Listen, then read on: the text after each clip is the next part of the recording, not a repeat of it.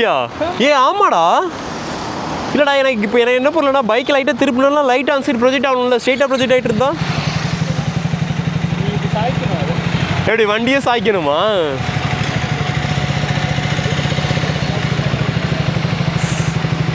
சரி ஒரு நிமிஷம். இது 653 கிலோமீட்டர்ஸ் தான்டா ஓடி இருக்கு. அப்படியா? சரி ஓகே டன் போலாம். உட்கார்றதுக்கா? நீ அதில் போயிட்டு யூட்டர்ன் அடிச்சுட்டு வந்துடுவேன்னு நினைக்கிறேன் எனக்கு தெரிஞ்சு.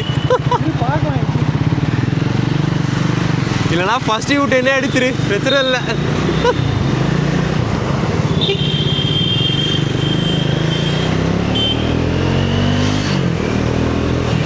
டிஃப்ரென்ஸ் தெரியுதா? அப்படியே யூட்டர்ன் அடிச்சிரு பாப்போம். செகண்ட் யூட்டர்ன், இந்த யூட்டர்ன் அடிச்சிடுறியா?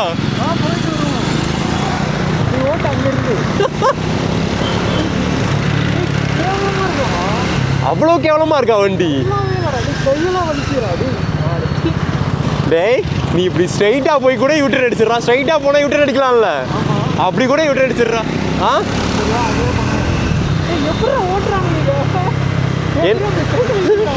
கை வலிக்குது அதுக்குள்ள. ரைட்ல இண்டிகேட்டர் போட்டுடுறா.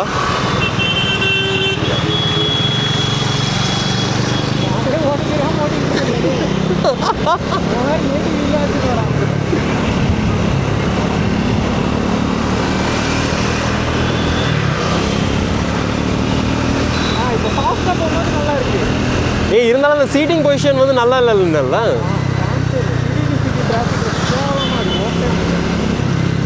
கையெல்லாம் வலிக்க ஆரம்பிச்சிடும் இது இப்படியே இருந்து ஓட்டிகிட்டு இருந்தேன்னா. இப்போ நல்லா இருக்குன்னா கொஞ்சம் பின்னாடி தள்ளி உட்காந்து பாரு நீ. அப்போ 2 பேரும் உட்காந்து போனால் கேவலமாக இருக்குன்ற. ஓகே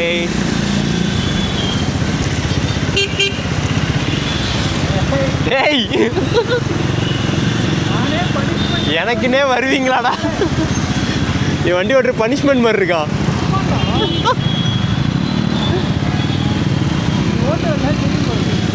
சரி பார்க்குறேன் நானும் ஓட்டி. இப்போ என்ன யூட்டர்ன் எடுக்கக்கூடாது?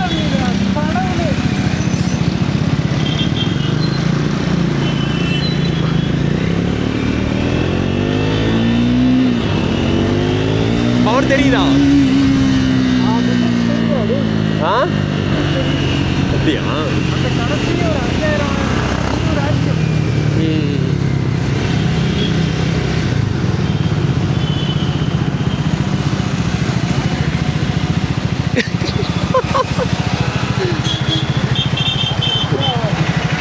இது ஃப்ரீயா கொடுத்தாலும் எனக்கு வேண்டாங்கன்றியா?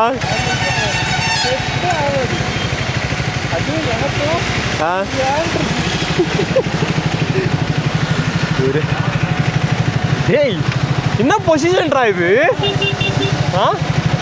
ஏறு ஏறுறா. ஓகே இல்லை இழுக்காதன்றியா? சரி ஓகேண்ணா.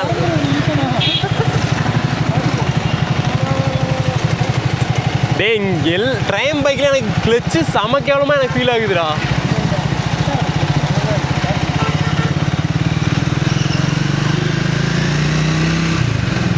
டேய் என்னடா இது பைக்கு? எனக்கு இந்த சீட்டிங் பொசிஷனே பிடிக்கலையாடா. ஆக்சுவலாக R15 ஓட்டிருக்கல நீ, அது மாதிரியா இருக்குது.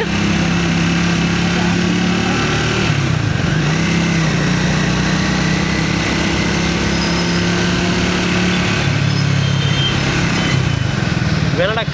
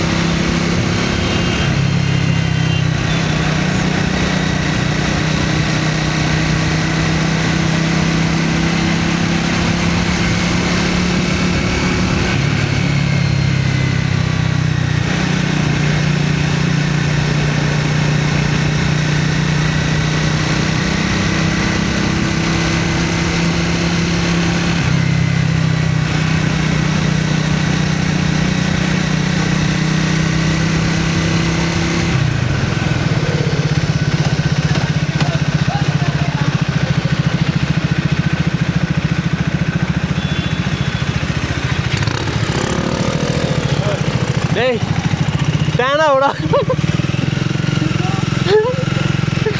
டேய் டேன் பண்ண முடியல குமார் டேய் உண்மையாவே டேன் பண்ண முடியலடா இந்த பைக்கால